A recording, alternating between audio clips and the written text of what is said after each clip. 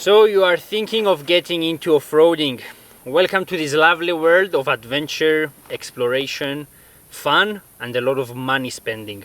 To help you minimize the latter, I thought I would create this video of the things I would do if I was just starting out off-roading. I have been driving 4x4s and have been off-roading and overlanding for many years, ever since I could drive pretty much. So I have some experience now. I know the mistakes people make, and I also know what is necessary and what isn't necessary, which could be really helpful to you if you want to save some money as soon as you get into off-roading.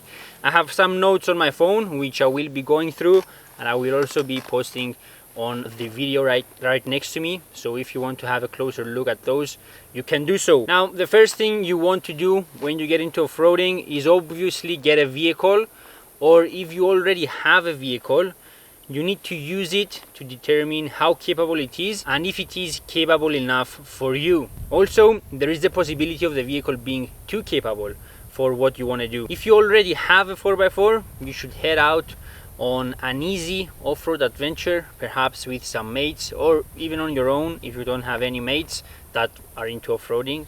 If you don't have any mates at all, then off-roading will help you make some mates, because it always does. But in any case, get out onto some trails and determine what kind of terrain you like driving. If you are just into normal dirt roads that happen to take you to some wonderful locations, then you won't need something too capable. If you find yourself drawn towards the tougher trails, the rock crawling trails, the rutted out trails, then you will want to opt for a 4x4 that is a bit more capable. On the lower end of off-road capability, we have the crossovers. Most crossovers are useless off-road. The only ones that are kind of good are the Subarus and the Ford Bronco Sport.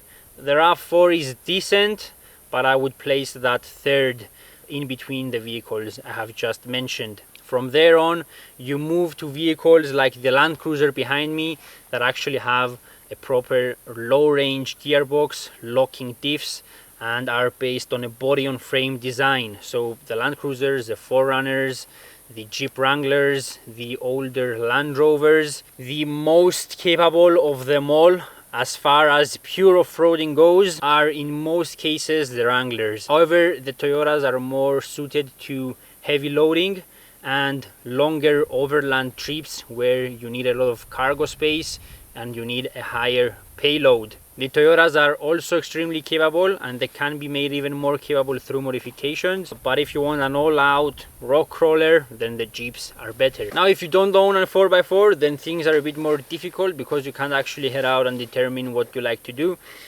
You could tell a friend, if you have any friends that go off-roading.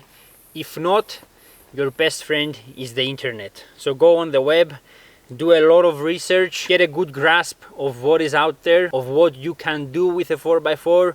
Would you enjoy longer overland trips? Would you enjoy single day off-roading adventures at your nearest off-road park? Or would you like something in between? Or maybe you just want a daily driver that could handle some dirt roads, in which case you are better off with the crossovers. This is completely up to you. You will have to come up with a list with the most important things you want out of the vehicle first and the least important things last. So if fuel economy and daily drivability is on the top of your list and off-road ability is at the bottom, then you will head for the lower end of off-road capable vehicles. If it is the other way around, then you will be heading towards the Land Cruisers, the Wranglers, and the vehicles I have mentioned before. But you really need to get this right. I believe it is the most important thing to get right when you start out off-roading, because if you get the wrong vehicle, then you will either spend a lot of money modifying it and trying to make it drive the things you want it to drive, or you will sell it and buy another one, which is a hassle and there is no reason in doing it. It is better to get it right from the get-go. Now, as soon as you have your vehicle, and as soon as you sort of determine what kind of terrain you want to drive, the next thing I would do is not modifying or doing anything to the vehicle. I would join an off-road group and head out off-roading with them.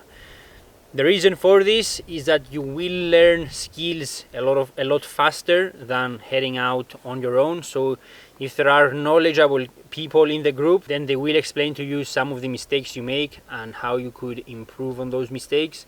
Also, heading out with a group is safer. If you get stuck, someone can pull you out, or if you get injured, many things can happen in the forest, and you have some people around that can help. However, you need to be careful with this because of two reasons. The first one, in off-road groups, everyone pretends that they know everything, so don't always assume that because someone told you something, it is true. And the second thing you need to be aware of is that some groups head towards really tough trails, and if you're not aware of that, you can do a lot of damage on your vehicle, especially if it is stock. So make sure that they head towards trails you are comfortable driving and your vehicle is capable enough of going through, and that the people in the group are sort of knowledgeable. Of course, you will have to go to 1 or 2 events to determine this, but be mindful when you're there. If someone gives you a sense that they sort of know what they're talking about, but they don't really know what they're talking about, then take their advice with a grain of salt, as they say. Now, as soon as you have some experience under your belt, I would move on to the modifications. By now, you should have a good understanding of what you want to do, and you will need to modify your vehicle accordingly. The first things I would personally do to a vehicle are off-road tires and a lift. The reason I would do these two together is, from my experience, when you change tires, you also tend to go a size or two larger, because larger tires roll over obstacles more easily and give you more ground clearance.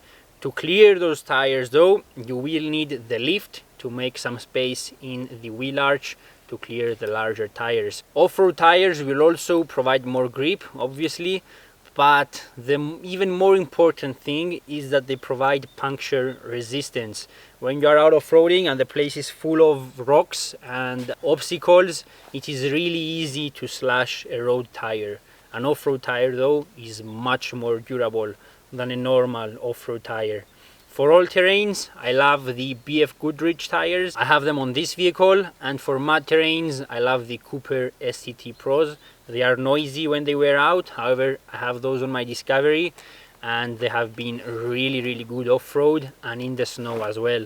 From there on, depending on the kind of camping you want to do, if you're just heading on weekend adventures, I would get the simplest camping gear that exists. Just a cooler box and a ground tent, a mattress and a sleeping bag, and I would just head out on a few adventures to get to know my vehicle better, to get to know the camping gear better and what I need and what I don't need. If you want to head on longer expeditions straight away, so week-long adventures, couple weeks long, or even a month-long adventure, then you will need some kind of electrical system and probably an easier to set up camping rearrangement. So maybe a rooftop tent. Those are expensive though, so I wouldn't go and buy a rooftop tent straight away.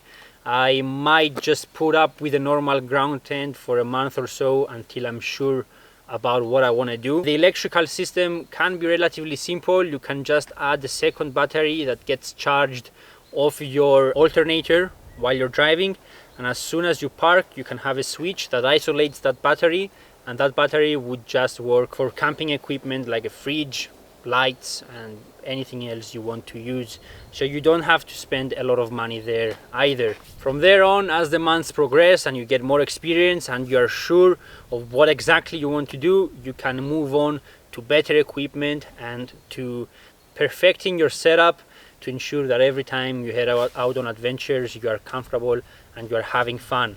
This is the important thing. If something is annoying but is expensive to make more comfortable and you can afford it, then go ahead and do it, because being annoyed while you're camping or while off-roading will only mean that you do less of it. So if you can, by all means, get the things you want to get. However, first experiment to make sure that those things are actually the things you need.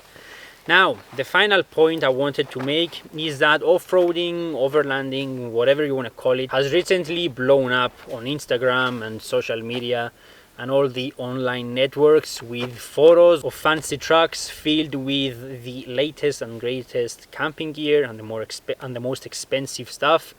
I want you to know that you do not need any of that. You can have any old 4x4, the simplest camping gear, and you can enjoy the outdoors and you can enjoy amazing adventures with your friends with very little things.